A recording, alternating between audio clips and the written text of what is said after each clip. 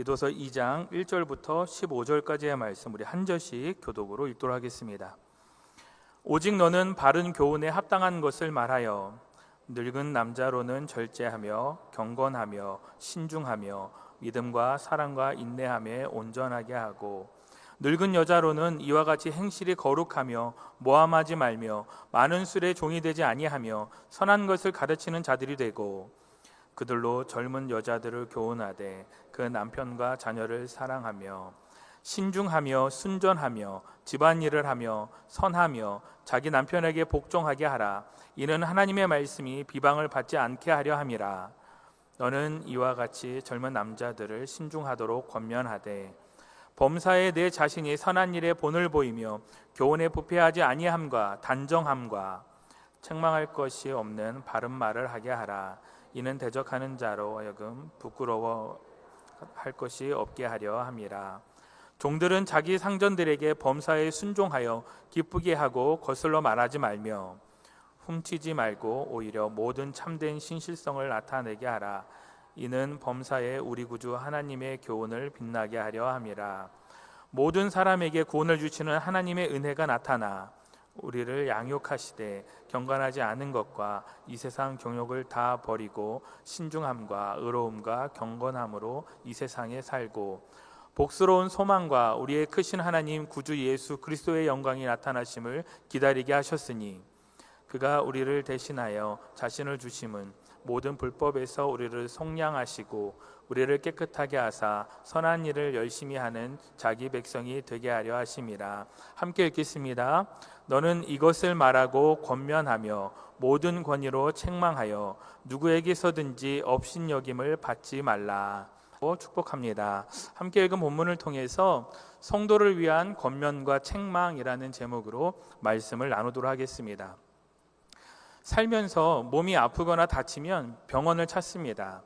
이 병원에서는 상처를 입었을 때는 붕대를 감아 보호해주고 또 몸속에 염증이 생기면 약을 처방해주기도 합니다. 때로는 골문 부위가 심할 때 수술을 통해 도려내서 상처를 아물기도 합니다. 이러한 모든 과정이 병원에서 몸을 고치기 위해 행하는 치료 행위라 할 수 있습니다. 그런데 때로는 신앙 공동체 안에도 이와 같은 치료 과정이 필요할 때가 있습니다.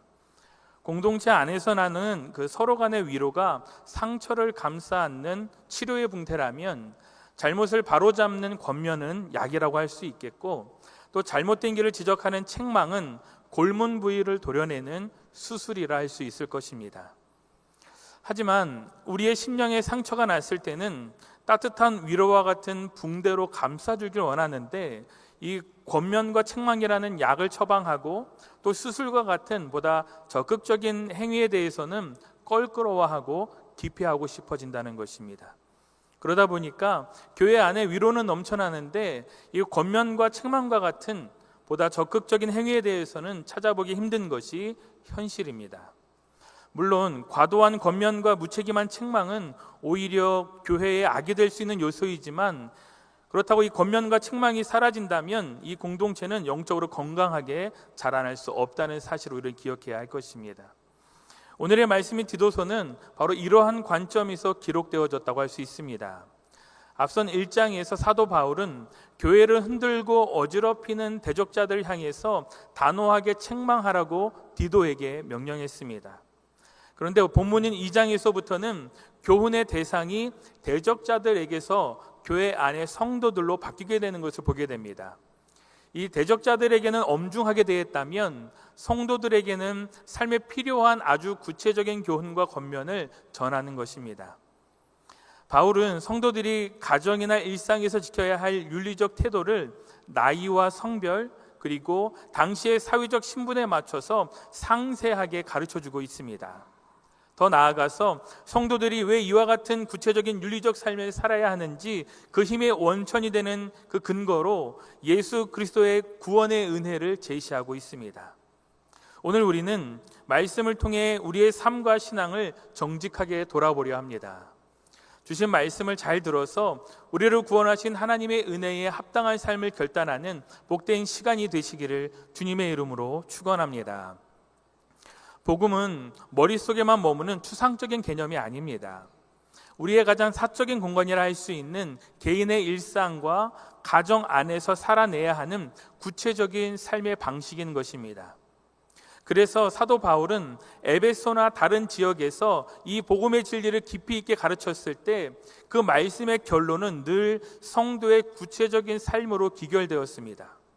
이와 연결지어서 바울은 디도에게 복음을 머리로만 이해하는 지식인이 아니라 매일의 삶 속에서 신앙의 윤리를 지켜내며 거룩을 향해 나아가는 진짜 성도를 길러내라고 명령하고 있는 것입니다.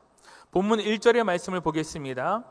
오직 너는 바른 교훈에 합당한 것을 말하여. 아멘. 여기서 말한다는 것은 단순히 그 가르침의 말을 기계적으로 전하는 것이 아니라 그 바른 교훈의 내용을 분명히 가르치는 것을 뜻하고 있습니다.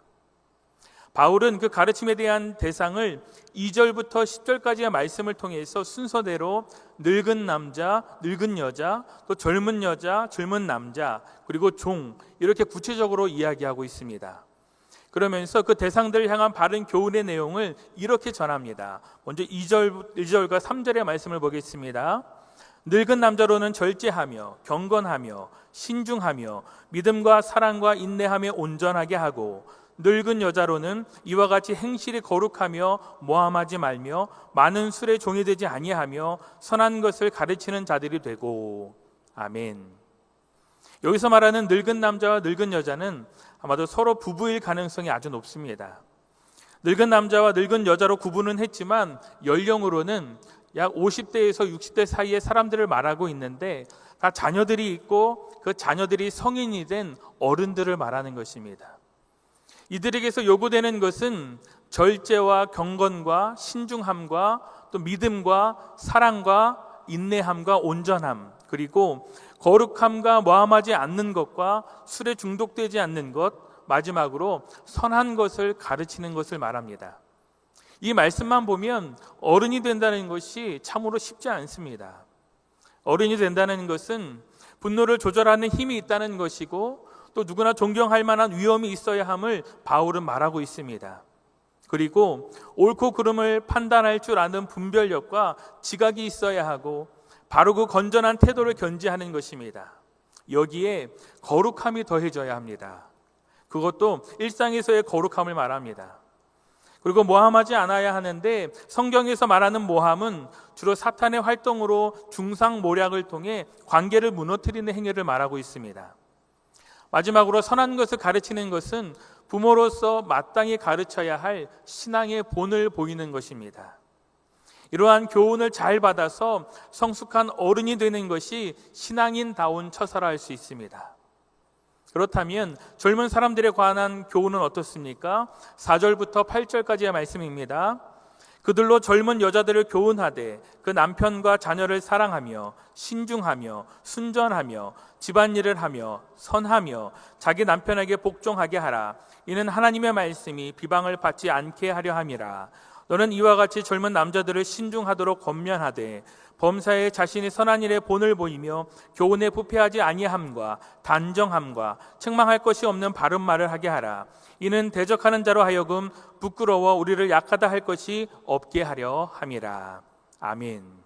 내용을 요약하면 이렇습니다. 가족을 사랑하고 신중하며 또 순전하며 집안일을 하고 선하며 각각 남편과 아내에게 순종하는 것입니다. 그리고 단정히 행하고 바른 말을 하는 것입니다. 이러한 바른 교훈에 대해서 바울은 합당하게 말하고 가르치라는 명령을 지금 디도에게 전하고 있습니다. 우리가 말씀으로만 이 교훈을 듣고 행하지 않으면 삶의 변화를 기대하기 어렵습니다. 이 교훈을 삶으로 살아내기 위한 뼈를 깎는 노력이 있을 때 비로소 후대의 본이 되는 신앙을 가질 수 있는 것입니다. 청년들은 젊고 패기가 넘치고 에너지가 왕성하기 때문에 세밀하고 세심한 것에 관심을 두지 못할 때가 있습니다. 하지만 결혼을 하고 아이들을 낳으면 삶의 모습이 얼마나 중요한지 모릅니다.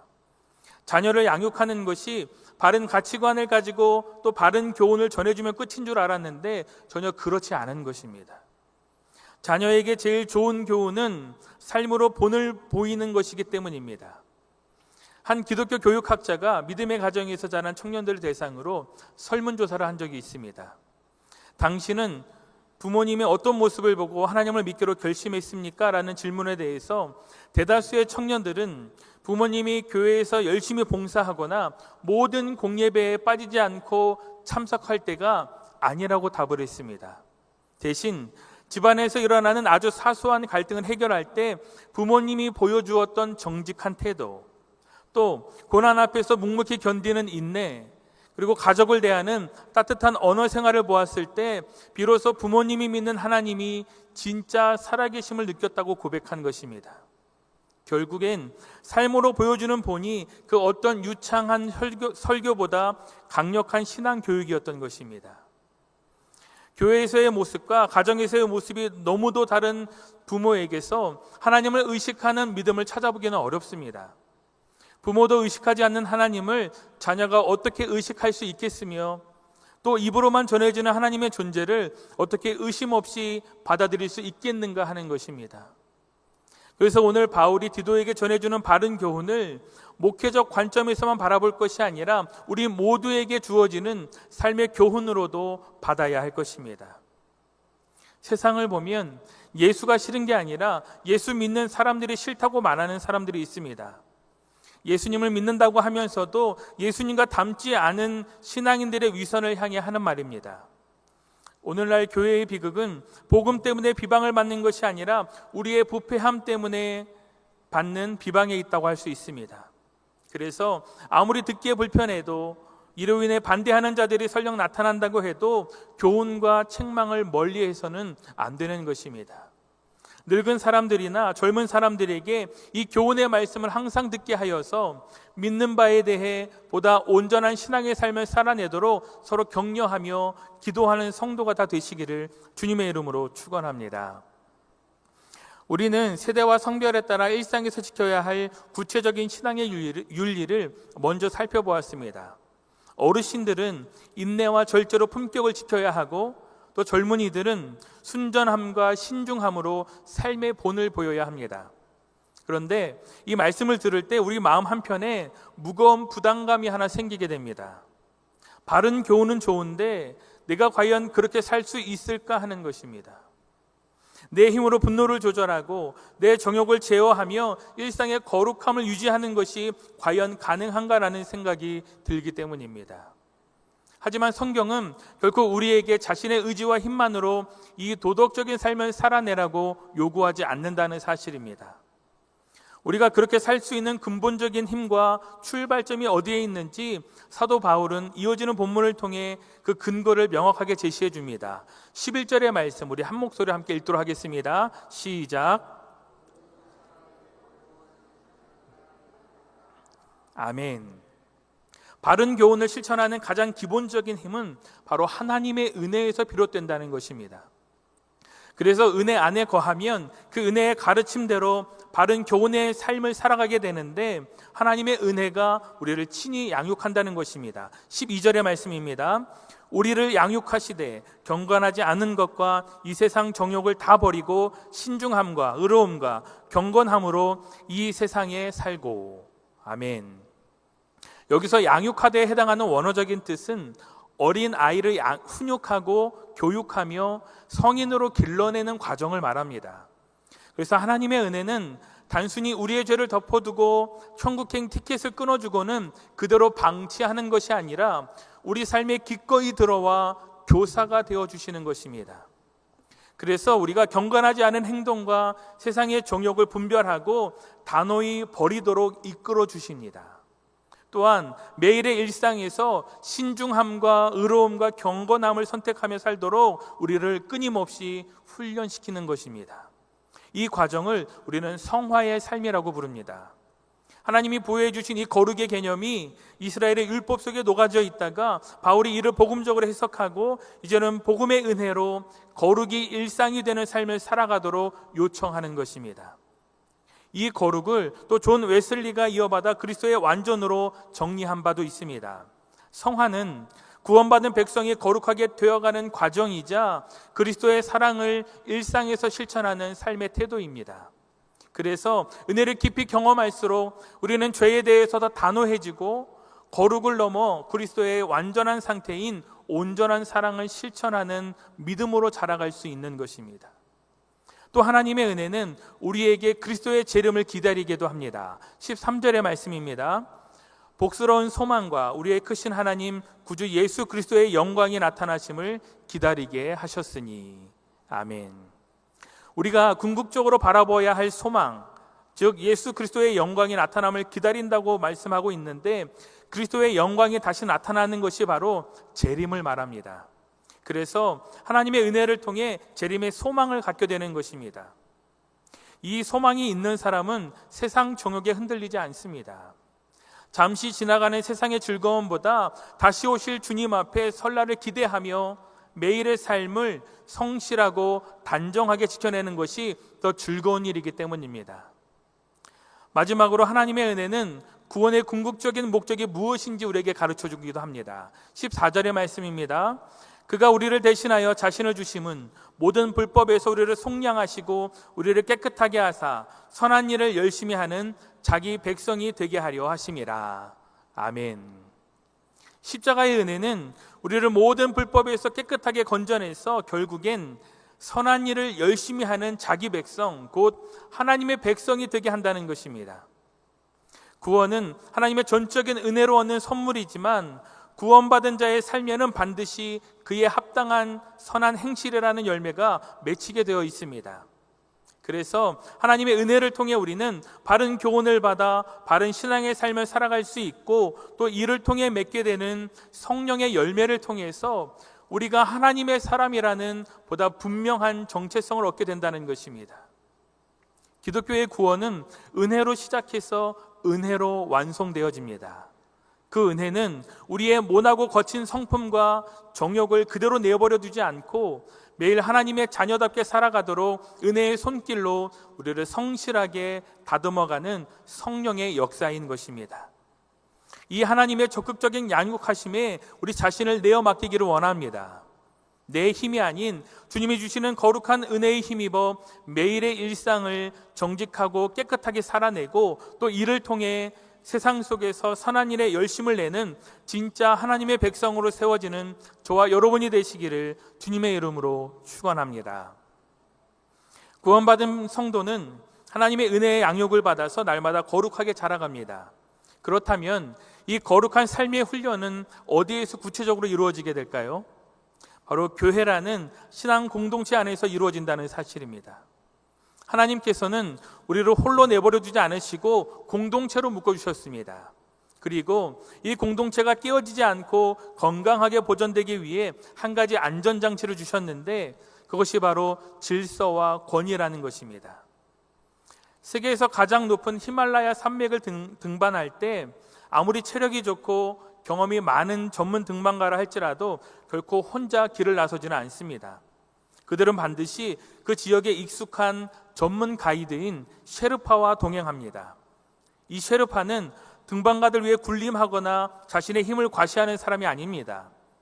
등반가들이 안전하게 정상에 오르고 또 안전하게 집으로 돌아갈 수 있도록 도와주는 조력자 역할을 하는 것입니다. 거친 눈보라가 몰아치거나 보이지 않는 위험이 도사릴 때 셰르파가 더 이상 가지 말고 여기서 캠프를 치고 기다려야 합니다라고 하거나, 이 길은 크레바스가 숨겨져 있으니 돌아가야 합니다라고 경고할 때가 있습니다. 크레바스는 눈으로 겹겹이 쌓여있는 빙하에 균열이 생긴 틈을 말합니다. 여기에 잘못 빠지면 생명도 위험해지는 그런 곳입니다. 이때 등반가들은 그 셰르파의 말에 절대적으로 순종해야 합니다. 만약에 내 생각에는 그냥 가도 될 것 같은데 라고 하면서 자신의 경험을 앞세워 셰르파를 무시하고 고집을 부린다면 조난사고로 이어질 가능성이 매우 크기 때문입니다. 가이드에게 주어진 권위는 등반가의 자유를 억압하는 도구가 아니라 그들의 생명을 끝까지 보호하기 위한 가장 안전한 울타리인 것입니다. 교회 공동체 위에 세워진 그 권위의 자리도 이와 같습니다. 신앙의 여정이라는 험난한 산을 오르는 우리에게는 하나님이 세우신 영적인 가이드, 즉 리더십과 그에 따른 질서가 반드시 필요한 것입니다. 사도 바울은 공동체를 이끌어가는 젊은 지도자 디도에게 영적 리더십을 어떻게 행사해야 하는지 다음과 같이 권면하고 있습니다. 보면 15절의 말씀 우리 한 목소리로 읽도록 하겠습니다. 시작.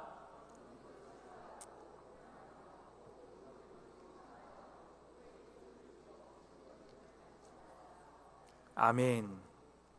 바울은 디도에게 공동체를 지도할 세 가지 행동 지침을 전하고 있습니다. 말하고, 권면하며, 책망하라는 것입니다. 이 단어들의 원래 의미를 살펴보면 영적 리더십의 본질을 우리는 좀 더 깊이 이해할 수 있습니다. 첫째로 이것을 말하라고 이야기합니다. 여기서 이것은 앞서 언급한 일상의 윤리와 복음의 은혜를 뜻합니다. 리더는 인간적인 생각이나 세상의 유행을 말하는 사람이 아니라 오직 하나님이 주신 바른 교훈과 건강한 교리만을 일관되게 전하라는 것입니다. 둘째로 권면하라고 했습니다. 이 권면하다에 해당하는 헬라어 파라칼레오는 가까이 불러 곁에서 돕다, 또 위로하고 격려하다라는 뜻을 가지고 있습니다. 그래서 이 말은 억압적으로 지시하는 것이 아니라 성도의 삶에 가까이 다가가서 따뜻하게 격려하며 하나님의 말씀대로 살아가도록 도우라는 것입니다. 마지막으로 모든 권위로 책망하라고 합니다. 책망하다에 해당하는 엘렌코는 잘못을 드러내어 깨닫게 하다, 또 바른 길로 인도하다라는 뜻이 있습니다. 이것은 감정적인 분노나 사적인 보복이 아니라 하나님의 말씀이라는 절대적인 기준을 가지고 한 영혼이 그릇된 길로 갈 때 단호하고 정직하게 바로 잡아주는 역할을 말하는 것입니다. 바울은 이 일을 행할 때 모든 권위로 하라고 하면서 누구에게서든지 업신여김을 받지 말라고 덧붙였습니다. 당시 디도는 비교적 젊은 목회자였기 때문에 나이가 많은 성도들이나 또 대적자들에게 가벼이 여겨질 위험이 있었습니다. 그래서 바른 권면과 책망을 위한 권위가 필요했던 것입니다. 그런데 우리가 기억할 것은 바울이 말한 권위는 세상에서 말하는 권력으로서의 권위가 아니라 하나님의 말씀을 맡은 자로서 가지는 질서로서의 영적인 권위라는 사실입니다. 이 말씀은 오늘날 믿음의 공동체를 이루어가는 우리 모두에게 매우 실제적인 질문을 던지고 있습니다. 우리는 하나님이 세우신 공동체의 질서와 권위를 어떻게 대하고 있는가 하는 것입니다. 오늘날 세상은 권위 자체를 부정적으로 바라보는 경향이 있습니다. 억압적인 권위주의에 상처받은 경험 때문에 정당한 권위조차 거부하고 내 생각과 소견에 좋은 대로 행동하려고 하는 것입니다. 그러나 가이드 없는 등반이 위험하듯이 질서가 무너진 공동체는 세상의 유혹과 위험으로부터 보호받을 수 없다는 사실입니다. 그래서 누구에게서든지 업신여김을 받지 않기 위해 먼저는 공동체의 리더로 세움받은 분들은 자신에게 주어진 영적 권위의 무게를 무겁게 인식해야 하는 것입니다. 내 생각이나 권력으로 사람들을 통제하려 해서는 안 됩니다. 스스로 경건의 본을 보이고 사랑과 온유함으로 무장하여서 성도들이 기쁨으로 따를 수 있는 리더십을 발휘해야 합니다. 동시에 성도들은 하나님께서 공동체의 평안과 질서를 위해 세워주신 정당한 권위를 존중해야 합니다. 리더들이 성경적인 기준으로 위로하고 격려할 때뿐만 아니라 때로 아프지만 권면과 책망을 건넬 때에도 그것을 사적인 감정으로 받지 않고 겸손히 경청할 수 있어야 하는 것입니다. 교회는 세상의 이익 집단이 아닙니다. 하나님께서 예수 그리스도의 피값으로 사신 거룩한 가족이자 군대인 것입니다. 산행에서 가이드의 지시를 따르지 않으면 조난을 당하듯이 교회 안에 세워진 영적 질서와 정당한 순종이 부재하면 우리는 세상의 거센 유혹과 영적 싸움에서 승리할 수 없다는 사실을 기억하시기 바랍니다. 더 나아가 하나님이 세우신 질서를 소중히 여기며 리더들은 사랑과 진리로 이끌고 성도들은 신뢰와 순종으로 동역하는 건강한 공동체를 이루어가는 데 앞장서시기 바랍니다. 이를 통해 주님이 다시 오실 그날까지 우리 교회가 가장 순전하고 영광스럽게 보존되기를 주님의 이름으로 축원합니다. 이제 말씀을 정리합니다. 오늘 우리는 디도서 2장의 말씀을 통해 성도를 위한 바울의 구체적인 권면과 책망에 대해서 살펴보았습니다. 우리가 깨달은 복음은 머릿속의 지식이나 책 속에 갇혀 있는 죽은 교리가 되어서는 안 됩니다. 복음은 우리의 성별과 나이, 사회적 신분을 뛰어넘어 우리의 삶 전체를 완전히 변화시키는 강력한 생명의 능력이기 때문입니다. 또한 하나님이 우리에게 베풀어 주신 구원의 은혜는 단순히 죄를 덮어주는 데서 끝나지 않는다는 사실도 우리는 반드시 기억해야 합니다. 그 은혜는 오늘도 우리 삶에 찾아와 우리를 거룩한 백성으로 성실하게 양육하고 있습니다. 세상의 정욕을 버리게 하시고 매일의 일상에서 신중함과 의로움과 경건함을 선택하도록 이끌어 주십니다. 그리고 마침내 우리 주 예수 그리스도께서 영광 중에 다시 오실 그날을 소망하게 하십니다. 이 거룩한 성화의 삶을 이루기 위해 하나님이 세우신 영적인 질서에 기쁨으로 순종하며 각자의 자리에서 일상의 거룩함을 회복하시기 바랍니다. 많은 성도님들이 사랑하는 찬송가가 있습니다. 바로 내 영혼의 극히 깊은 데서라는 찬양입니다. 이 찬양은 예전에 한국인이 가장 사랑하는 찬송가로도 선정된 이력이 있습니다. 저도 개인적으로 상당히 좋아하는 찬양인데 이 찬양을 가볍게 흥얼거리는 것만으로도 엄청난 위로를 받을 수 있습니다. 제가 설교를 통해 바른 교훈을 받고 일상의 거룩함을 이루는 것에 대해 많은 말로 여러분에게 전달했지만 사실 이 찬양의 가사 한 줄이면 충분합니다. 내 영혼의 극히 깊은 데서 맑은 가락이 울려나네. 이 찬양의 가사처럼 우리가 하나님의 은혜 안에서 날마다 거룩함을 이루어갈 때 우리 영혼 깊은 곳에서는 세상이 줄 수 없는 평안의 멜로디가 울려 퍼지게 될 것입니다. 우리의 입술뿐만 아니라 우리의 평범한 일상이 하나님을 향한 거룩한 노래가 되고 아름다운 기도가 되기를 주님의 이름으로 축원합니다. 기도하겠습니다. 사랑과 은혜가 충만하신 주님, 기도서의 말씀을 통해 우리의 신앙과 일상을 정직하게 돌아보게 하심에 감사합니다.